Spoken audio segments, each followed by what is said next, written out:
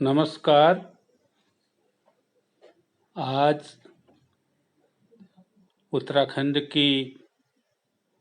एक ऐसी मनीषी की पुण्यतिथि है जिन्होंने एक दूरस्थ गांव में जन्म लेकर जहां विज्ञान के क्षेत्र में बहुत ऊंचा मुकाम हासिल किया और साथ ही साथ समाज है, जो हमारा इर्द गिर्द जो परिस्थितियां हैं, उत्तराखंड की परिस्थितियां हैं, उनके प्रति भी बहुत संवेदनशीलता का प्रदर्शन किया। ऐसे मनीष डॉक्टर डी पंजी, महान भौतिकविद,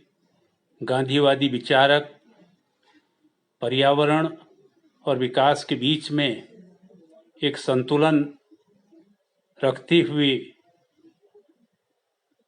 इन गतिविधियों को आगे बढ़ाने का जिनका अपना एक दर्शन था। आज ही के दिन जहां 14 अगस्त 1919 में हिमालय के एक गांव देवराड़ी, जो पिथौरागढ़ जनपद में पड़ता है, दूरस्थ गांव है, बासुकी पर्वत के इर्द गिर्द जो गांव बसे हैं उनमें डॉक्टर पंत साहब का भी गांव है, जो बहुत एक प्राकृतिक, चारों तरफ प्राकृतिक दृश्य बहुत सुंदर हैं। वहां से उनकी जीवन यात्रा जो शुरू हुई, उन्होंने फिर गांव से, फिर कांडा से अल्मोड़ा होते हुए बनारस, और उस लंबी एक श्रृंखला है, तो वो यात्रा उन्होंने शुरू की थी। और आज के दिन 2008 में उन्होंने हम सब से और वो विदा लेकर अंतिम अपने अनंत यात्रा पर प्रयाण कर गए थे।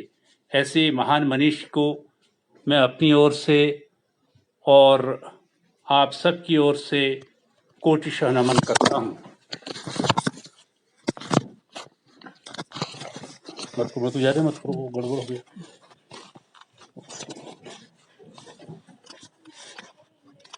कोटिशः नमन करता हूँ। यूँ तो डॉक्टर पंत साहब का जो व्यक्तित्व रहा है, बहुआयामी व्यक्तित्व के वह धनी थे, और जो पहाड़ की खास तौर से जो अपने गांव, अपने परिवेश ने का जो पूरा परिदृश्य था, वहाँ की जो सारी चीजें थी, उसने उनको बहुत अधिक प्रभावित किया। और उनकी और जो वैज्ञानिक उपलब्धियां रही हैं, उस पर हमारे अन्य साथी भी बात करेंगे। मैं केवल इतना कहना चाहता हूं कि कोई वैज्ञानिक हो, कोई बड़ा फिलोसोफर हो, कोई भी हो, वो समाज के अंदर रहता है, और उसकी वास्तविक पहचान इसी में है कि वो समाज की जो गतिविधियां हैं उनके प्रति कितने संवेदनशीलता उनके अंदर है। आजकल नहीं तो कहीं कहा जाता, भाई हम तो फला के विद्यार्थी हैं और इसलिए हमारा इन चीज़ों से कोई मतलब नहीं है। डॉक्टर पंत साहब हमेशा अपने इर्द गिर्द समाज के अंदर जो घटनाएं थी उनके प्रति हमेशा संवेदनशील थे, और शायद यही कारण था, वो कहते थे कि मैं वज्र देहात का रहने वाला हूँ। मेरे गांव में पानी, बिजली या जो लालटेन से पढ़ाई करने का कुछ समय पहले तक भी ऐसे पढ़ाई वहां पर होती है, तो उनको इस बात का कोई वो नहीं था कि हम दूरस्थ क्षेत्र में पैदा हुए। लेकिन उनका जो विकास का जो मॉडल था, जिस विकास की फिलॉसफी की वो बात करते थे, उसमें गांव की जो ऐसी चीजें हैं, हमारे गांव देहात की जो परंपराएं हैं, रीति रिवाज हैं, और खास तौर से जो हमारे चारों तरफ, जैसे वो कहते थे, हिसालू हैं, किलमोड़ा हैं, काफल हैं, ये सारी चीजें बच्चों को एक नया आनंद, जीवन का एक अलग आनंद देती हैं, आह्लादित करती हैं। तो जब हम विकास का जो हमारा मॉडल हो इन सारी चीजों को भी उसमें समाहित किया जाना चाहिए। और साथ में वो कहते थे कि जो चमक धमक का विकास है, जो चमक धमक की बातें हैं, ये विकास केवल कुछ समय के लिए रहता है और ये स्थायी नहीं होता। इसीलिए कई विचार गोष्ठियों में भी हमको उनको सुनने का अवसर मिला और शायद यही सारे कारण थे कि वो उत्तराखंड की परिस्थितियों से बहुत चिंतित थे। और जब शहीद श्रीदेव सुमन, टिहरी क्रांति के जननायक और 84 दिन तक जिन्होंने भूख हड़ताल कर एक नया इतिहास रचा, अपना जीवन बलिदान दिया, उनकी शहादत दिवस पर उत्तराखंड क्रांति दल की स्थापना मसूरी में 1979 में हुई,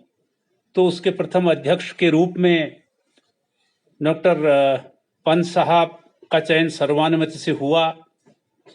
और ये वास्तव में एक युगांतकारी कदम था, इस नाते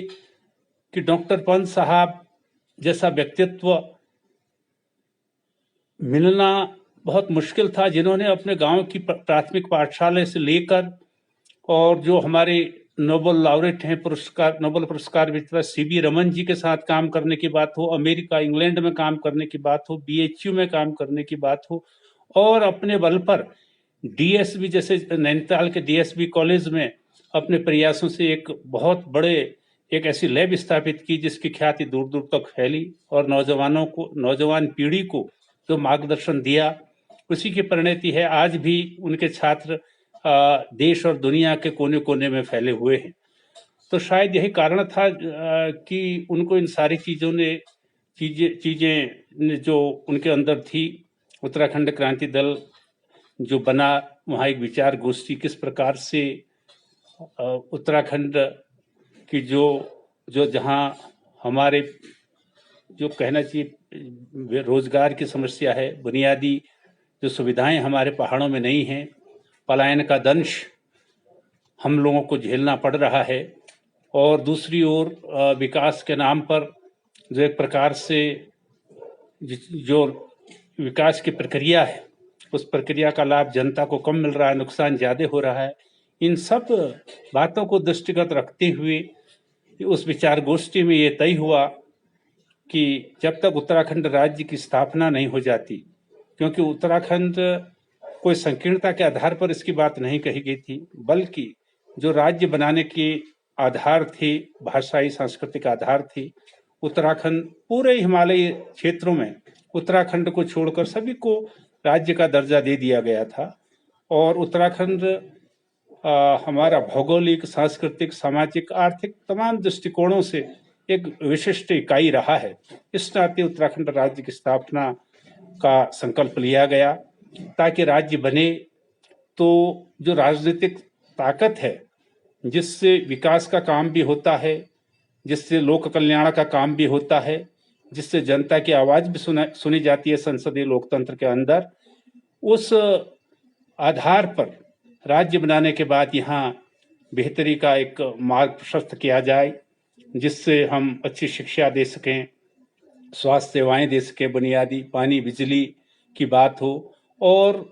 सबसे बड़ी बात ये थी कि अपने संसाधनों पर आधारित एक आर्थिकी का, एक इकोनॉमी का हम लोग निर्माण करें, क्योंकि बिना रोटी रोजी के पलायन को रोका नहीं जा सकता। अगर आपकी आर्थिकी बनेगी, जो हमारे यहाँ के संसाधन हैं, हमारे भले ही वो उद्यान हॉर्टिकल्चर हो, फ्लोरिकल्चर हो, या हमारी कृषि है, या उसमें उनसे आधारित उद्योग लगा के, और पानी जो उसको हम सबसे बड़ा संसाधन अपना मानते हैं, पानी और जंगल हैं, इनको एक जो पर्यावरण मैत्री के साथ उनका सदुपयोग करते हुए, उनके साथ तादात्म्य स्थापित करते हुए हम अपनी बेहतरी का मार्ग प्रशस्त कर सकते हैं। आज डॉक्टर पंत साहब, उनका बहुत व्यापक दृष्टिकोण था। वो कहते थे कि राज्य जहां उत्तराखंड वासियों के लिए बनना जरूरी है, जो पर्वतीय क्षेत्र की जो परिस्थितियां हैं बिना राज्य के नहीं हो पाएंगी, लेकिन वो साथ ही साथ ये कहते थे कि ये जो हमारा मध्य हिमालय का क्षेत्र है, जिससे मुख्यतः उत्तराखंड कहा जाता है, ये पारिस्थितिकी और पर्यावरण के क्षेत्र में रूप में बहुत ही संवेदनशील क्षेत्र है। यहाँ का हमारी जैव विविधता, सारी चीज़ों को लेके और अगर इसका विकास ठीक नहीं हुआ, इसका संतुलित विकास नहीं हुआ, तो इससे न केवल उत्तराखंड को बल्कि पूरे देश और दुनिया को भी इसका खामियाजा भुगतना पड़ सकता है। इसलिए उन्होंने कहा कि हमारा सस्टेनेबल डेवलपमेंट का मॉडल होना चाहिए, सतत विकास का, और हम रिन्यूएबल एनर्जी का उपयोग करें। जो हमारी तमाम नदियां हैं जिसमें बड़े बांध बनाकर पूरे जिस प्रकार से पूरे संस्कृति को, पूरे परिवेश को, और खतरा बड़े बांध का जो है, उसके बजाय हम छोटे छोटे बांध बनाएं, रन ऑफ द रिवर बनाएं। तभी उन्होंने कहा अगर माइक्रो हाइडल प्रोजेक्ट लगा के हम अपने पर्यावरण का संतुलन भी बनाए रख सकेंगे और अपनी आर्थिकी को समृद्ध भी कर सकेंगे। और इस प्रकार से उन्होंने सारी चीजें समय समय पर उन्होंने ये बताया। और उत्तराखंड क्रांति दल और उत्तराखंड की जनता उनकी बड़ी ऋणी है कि वो आगे आए, और आगे आके जब भी हम लोग भी वहाँ होते थे, जो उनका वक्तव्य होता था, वो उत्तराखंड क्रांति दल का सबसे मार्गदर्शन करने वाला वक्तव्य उनका होता था। वो हम सबका मार्गदर्शन करते थे, एक प्रकार से प्रशिक्षण भी देते थे। और अपने जीवन में वो थे तो भौतिक विज्ञान के, आप सब लोग जानते हैं, वो मूलतः एक जो शिक्षा और नए अन्वेषण का उनके अंदर एक जज्बा था। जब वो भले ही वो डीएसबी कॉलेज के यहाँ प्रिंसिपल के रूप में रहे हों, पंतनगर विश्वविद्यालय में रहे हों, कुमाऊं विश्वविद्यालय के संस्थापक कुलपति के रूप में रहे हों, और डायरेक्टर एजुकेशन के रूप में रहे हों, उन्होंने शिक्षा को भी एक नया आयाम देने की, मूल्यों से जोड़ने की भी कोशिश, मूल्यों और परिवेश से जोड़ने की भी एक उन्होंने हमेशा कोशिश की। और वो बड़े साहबगोई वाले व्यक्तित्व थे। जब उन्होंने देखा कि यहाँ डिग्री कॉलेज तो खुल रहे हैं, तो एक दो बार तो हम उनके साथ थे, तो एक जगह डिग्री कॉलेज की मांग हो रही थी, तो उन्होंने कह दिया भाई ऐसे डिग्री कॉलेज कहाँ खुल के कोई लाभ नहीं होगा। तो लोग नाराज भी हुए, लेकिन वो अपनी बात को कहते थे कि अगर हम अच्छा कैंपस नहीं दे पाएंगे, अच्छी फैकल्टीज नहीं होंगी, अच्छा वातावरण नहीं होगा महाविद्यालय विश्वविद्यालय के स्तर का,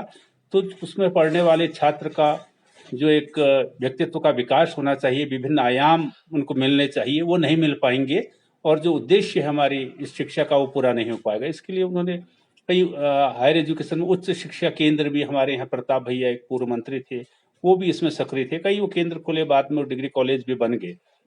तो इस प्रकार से उन्होंने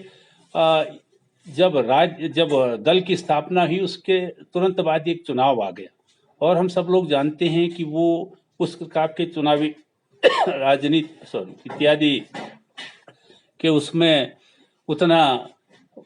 पुराना कोई अनुभव भी नहीं था और इस प्रकार की सोच भी नहीं थी। लेकिन जब लोगों ने कहा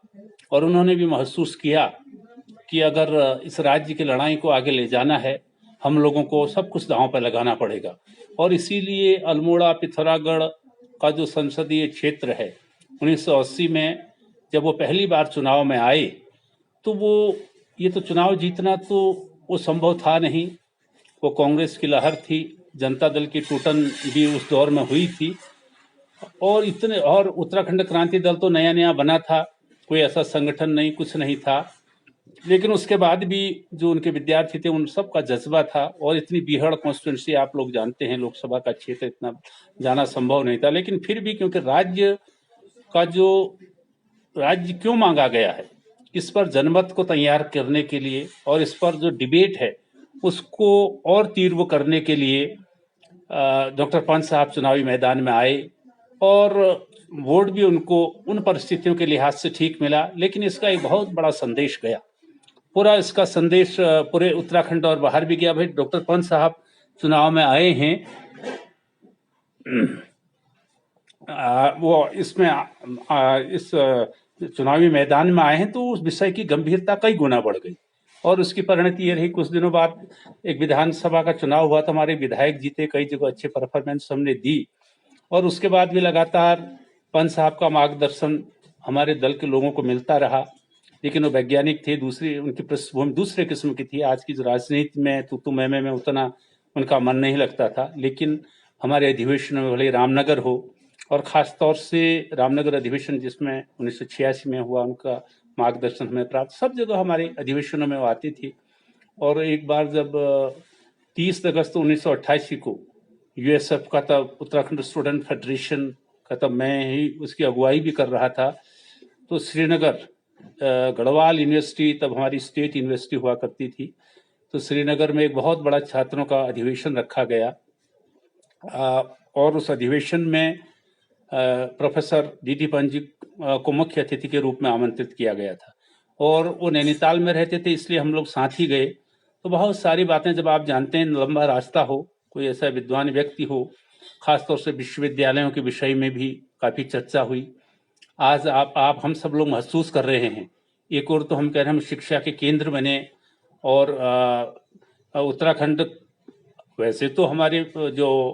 पूर्वज रहे, पुराने लोग रहे, हम उनके आभारी हैं कि उन्होंने विपरीत परिस्थितियों में भी शिक्षा के लिए बच्चों को भेजा। लेकिन राज्य बनने के बाद जो आशा थी, अगर हम हायर एजुकेशन की बात करें, विश्वविद्यालयों की बात करें, विश्वविद्यालयों की स्वायत्तता की बात, ये विश्वविद्यालयों की स्वायत्तता की बात क्यों कही जाती है, ये उन्होंने हमको समझाया कि अगर सरकार का हस्तक्षेप हद से ज्यादा होगा तो कोई शोध, कोई और कार्य चल रहा हो और बड़ी ईमानदारी से चल रहा हो, कहीं वो सत्ता के खिलाफ गया तो हो सकता है वो उसके लिए जो फाइनेंशियल एड है तमाम चीज़ों को रोक दे या दूसरे तरीके से उस काम को न बढ़ने दें। इसलिए विश्वविद्यालयों की स्वायत्तता बहुत आवश्यक है, ताकि जो ज्ञान की गंगा है अविरल तरीके से उस पर कोई उसका प्रवाह, ज्ञान की गंगा का प्रवाह चलते रहे और वो लोक कल्याणकारी स्वरूप में आगे आ सके। इसलिए विश्वविद्यालयों की स्वायत्तता आवश्यक है।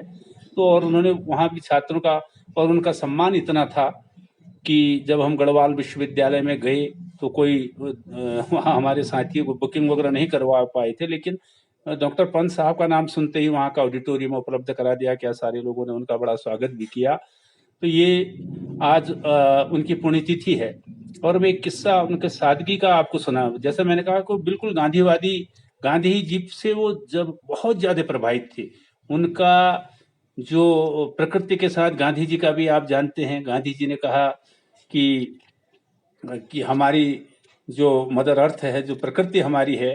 प्रत्येक व्यक्ति की आवश्यकता के लिए इसमें सब कुछ है, लेकिन लालच के लिए नहीं है। तो इस थ्योरी को वो भी मानते थे और गांधी जी के जो नैतिक विचार थे उसके प्रति भी वो बिल्कुल दृढ़ निश्चयी थे। तो जब उनकी आज ही के दिन जब उनका निधन हुआ, हम लोगों को समाचार मिला, वो हल्द्वानी थे, हम नैनीताल थे, तो हम कुछ साथियों के साथ चित्रशिला घाट जो रानीबाग में है, हम लोग वहाँ पहुँच गए। तो उनके पुत्र राजन पंजी जो हमारे वरिष्ठ रहे और नैनीताल में आंदोलनों में बड़ी सक्रिय भूमिका में भी भागीदारी करते थे, प्रसार जैसा पंत साहब का था, उस पर उनका ज्यादा विश्वास नहीं रहा है। तो जब वहाँ गए तो मैंने कुछ लोगों को तो फोन किया। वहां जाके मैंने राजन पंजी से किनारे पे मैंने पूछा कि आपने अभी डेथ हुई थी तो कम से कम अगर आप रात रोक लेते, कई लोग आना चाहते थे, अब वो तो आ नहीं पाएंगे। और तो राजन पंजी ने मुझे बताया, उन्होंने कहा कि प्रोफेसर पंत साहब ने ये पहले से ही कहा था कि अगर जब भी मेरी मृत्यु होगी तो किसी को बताने की जरूरत नहीं है, बहुत साधारण तरीके से आप जाएं और तुरंत जो भी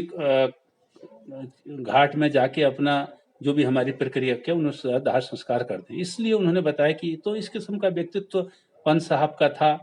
और गांधी से तो बहुत प्रभावित थे। उनके जो गांधी जी का कहना था कि हमारे गांव स्वावलंबी बने, अपने पैरों पर खड़े हों, तो डॉक्टर पंत साहब भी यही कहते थे, जो हमारे गांव की खुशहाली है, जो सामुदायिकता है, एक दूसरे के दुख सुख में हम लोग मिल के काम करते हैं, उससे हमारी लोक संस्कृति भी संपन्न होती है। तो ये चीजें हों। तो आज खैर ये बहुत लंबी वार्ता मैं नहीं करूंगा, लेकिन मैं कई साथियों की इसमें बातें आई हैं, मैं उन सबको भी याद करता हूं। तो इसमें एक बात ये है कि आज जब उत्तराखंड राज्य बने इतने वर्ष हो गए हैं, आप लोग जानते हैं 20-21 साल का समय कम भी नहीं होता है, तो डॉक्टर पंत साहब की इस पुण्यतिथि पर क्या संकल्प होना चाहिए। मैं समझता हूं कि जिस प्रकार से एक जो पूरा जो उत्तराखंड का समाज है, जो बहुत ईमानदार समाज माना जाता है, कर्मठ मेहनतकश बहुत मेहनती समाज माना जाता है, तो उसके बदले जिस विकास की यहाँ राज्य बनने के बाद जो राजनीतिक ताकत थी, वो यहाँ की जनता छात्र, नौजवान, गांव देहात, जो हमारी माताएं बहनें हैं, जो यहाँ की सामाजिक जीवन की एक प्रकार से धुरी हैं, उन सब की भावनाओं का समावेश करते हुए जिस राज्य की परिकल्पना उत्तराखंड क्रांति दल ने की थी, तो दुर्भाग्य से 20-22 सालों में यही इस प्रदेश में हुआ। वो राजनीतिक ताकत यहाँ के साधारण आदमी के पास नहीं आ पाई, यहाँ की माताओं बहनों के पास, यहाँ के गांव देहात के लोगों के पास, यहाँ के हमारे संघर्षशील नौजवानों के पास, तो ऐसे लोगों के पास वो ताकत नहीं आ पाई। इसलिए कारण यही रहा कि हमारा कोई उत्तर प्रदेश झगड़ा नहीं था। पंत साहब भी कहते थे, वे तो हमारे तो काफी मुख्यमंत्री रहे इस छोटी सी जगह से, लेकिन वो राजनीतिक ताकत यहाँ के लोगों को मिले ताकि इस क्षेत्र के अनुरूप योजनाओं का निर्माण हो और उनका क्रियान्वयन भी बेहतर तरीके से हो सके। राजनीतिक ताकत आज भी दिल्ली में है और आप देख रहे हैं किस प्रकार से मुख्यमंत्रियों को, मंत्रियों को एक प्रकार से कान पकड़ के उठक बैठक से लगाने वाली प्रवृत्ति है। और जो बड़े दल हैं, खासतौर से इस देश का ये दुर्भाग्य है,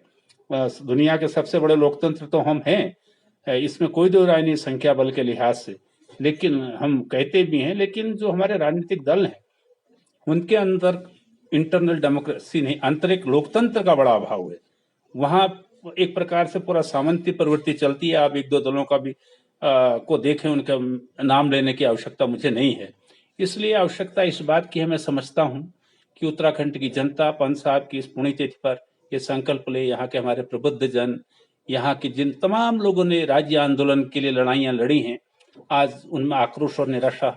भी है, लेकिन आक्रोश और निराशा के साथ हमें आगे का रास्ता बनाना होगा। मैं यही समझता हूँ। पंत साहब जैसे व्यक्ति ने, जो जिनको काफी बातें सुननी पड़ी, वो स्वाभाविक भी था, आप जानते हैं, लेकिन उत्तराखंड की बेहतरी के लिए, देश की बेहतरी के लिए अपने आप को एक प्रकार से दांव में लगा दिया था। तो सारे जो लोग हैं, और वो भी जानते थे राज्य एकदम नहीं बनेगा, लेकिन बुनियाद बहुत मजबूत उन्होंने रख दी थी। तो इसलिए आज हमारे जो भी प्रबुद्ध जन हैं, बुद्धिजीवी हैं, नौजवान हैं, सारे जो लोग हैं, वो मिलके एक राजनीतिक विकल्प यहाँ जब तक नहीं बनाएंगे, एक राजनीतिक विकल्प जो जनता की ताकत पर आधारित राजनीतिक विकल्प हो। और आप सब लोग जानते हैं जिस प्रकार से जब चुनाव आते हैं तो उस समय पंत साहब इसके बड़े खिलाफ थे, जो आपका धन और बल के माध्यम से जो एक विमर्श होता है, चुनाव की जो विषय होते हैं उनसे उनको भटका कर कहीं और ले जाया जाता है ताकि राजनीतिक सत्ता प्राप्त की जाए। इसलिए मैं समझता हूं कि पंत साहब को सच्ची श्रद्धांजलि यही होगी, जो रास्ता उन्होंने दिखाया है, सादगी का, ईमानदारी का, जो यहाँ की मेधा शक्ति के वो प्रतीक रहे हैं, और जो यहाँ के हमारे पर्यावरण, हमारी संस्कृति और हमारी जो परिस्थितियां हैं, उन सब से तादात्म्य स्थापित करते हुए विकास का एक नया रास्ता यहाँ बने। और जो हमारे जनप्रतिनिधि हैं, हमारे जो ब्यूरोक्रेसी में लोग, नौकरशाही में जो लोग हैं, जो सरकारी सेवाओं में जहाँ भी हैं, जो शिक्षा के क्षेत्र में हैं, वो ईमानदारी से अपने काम को पूरा करें, ताकि जो राज्य आंदोलन में 42 शहादतें हुई हैं, इतना बड़ा लोगों को अपमान झेलना पड़ा है, तो उसके अनुरूप हमारा ये राज्य बन सके। तो मैं इस अवसर पर आप सब लोगों से ही निवेदन करूंगा, पंत साहब को श्रद्धांजलि देते हुए, उनके प्रति नमन करते हुए, हम कृतज्ञता पूर्वक नमन करना चाहते हैं, क्योंकि इसलिए भी कि आप जानते हैं कि आज की परिस्थितियां ये हैं, अगर वो शायद कहीं और एक बार सीवी रमन साहब ने, उनका एक बार बताते हैं, जब यहाँ से वो बनारस थे, उनके जो जिनके अंदर उन्होंने पीएचडी की, उन्होंने रमन साहब के पास भेजा, तो वो उनसे बहुत प्रभावित थे और वो कर्मठ भी थे और बहुत मेधावी भी थे। तो एक बार जब उनको कोई शिक्षा का आमंत्रण आगरा यूनिवर्सिटी में मिला एक शिक्षक के लिए, तो वो रमन साहब पे गए। तो रमन साहब ने कहा, भाई तुम शिक्षक क्यों बनना चाहते हो, मैं आपको यहाँ किसी मौसम मेट्रोलॉजिकल डिपार्टमेंट है, कोई दूसरा डिपार्टमेंट में, इससे काफी बढ़िया सेहतरी और सहूलियत वाली सर्विस दिलवा दूंगा, आप चिंता मत करो। तो पंत साहब ने कहा, नहीं मैं उधर जाना चाहता हूँ, मैं पढ़ाई करना चाहता हूँ। तो उन्होंने रमन साहब ने ये कहा, बताते हैं कि भाई तुम जाओ, लेकिन तुम हमेशा गरीब रहोगे, क्योंकि तुम्हारा मिशन इस प्रकार का है। तो ये जो एक ईमानदारी और सारी चीजें उनके अंदर थी, और देश के अंदर भी जो राजनीति हो रही है, जिस प्रकार का वातावरण हो रहा है, और ये उत्तराखंड को, जिसको देवभूमि भी कहा जाता है, जिसने हमेशा देश को रास्ता दिखाने का काम भी किया है, एक तो ये अवसर है कि हम अपने राज्य में जो विषम परिस्थितियां लोगों ने पैदा की हैं उनको दूर करते हुए जो राजनीतिक शक्ति है उसे जनता के हाथों में लाएं और डॉक्टर पंत साहब की और जो जनता जनार्दन के सपनों का राज्य है उस दिशा में काम करते हुए उत्तराखंड को सर्वश्रेष्ठ राज्य बनाएं। यही मैं समझता हूं उनको सच्ची श्रद्धांजलि होगी। मैं आप सभी लोगों को धन्यवाद देती हुई अपनी बातचीत समाप्त करता हूं।